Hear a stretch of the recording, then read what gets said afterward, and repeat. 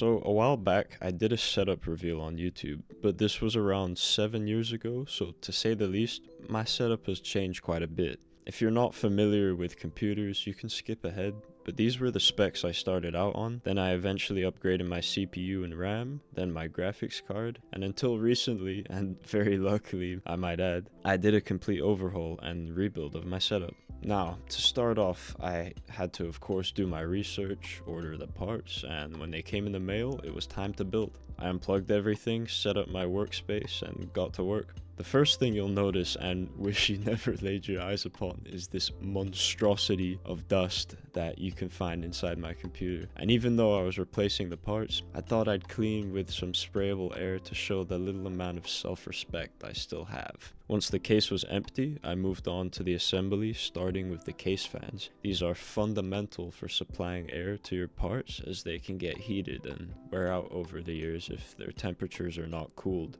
I then unboxed my new AM5 motherboard, which came with plenty of slots to port my audio interfaces, LEDs, speakers into, and it also came with integrated Wi-Fi as a bonus, though I would not be using that as I already had Ethernet.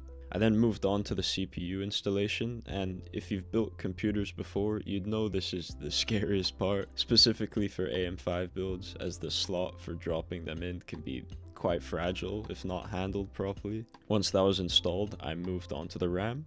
And can we just take a minute to appreciate the Lord above for putting the idea in my mind to buy this RAM before prices increased tenfold?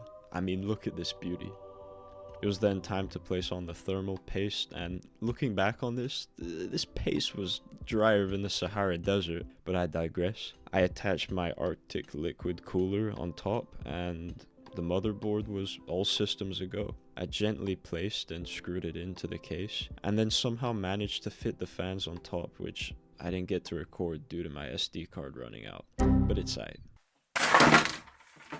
I broke one clip, but I think it should be alright. I then plugged in my storage devices, plugged in the power supply and all the necessary cables, and finally slotted in the graphics card. But before I show you the final result, I know what you might be thinking. Why am I pairing a Ryzen 7 9800 X3D with a measly 3060 graphics card? And to that I answer, why are you asking me so many questions? But for real, Nana, I thought it would be alright to pair it with a powerful CPU. Could at least last me years before I upgrade to a more expensive graphics card, which my bank account sadly could not handle. But honestly, after running numerous tests with various different games, there is no throttling or severe bottlenecking going on, even at high settings for a lot of the heftier main titles. But there you have it, my new setup.